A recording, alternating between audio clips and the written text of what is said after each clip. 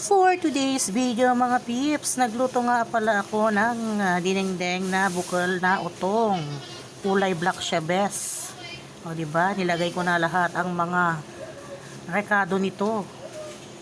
Luya, sibuyas, at syempre hindi mawawala ang balitok na kamatis. At syempre, inikan ko na ng 2 takal na asin.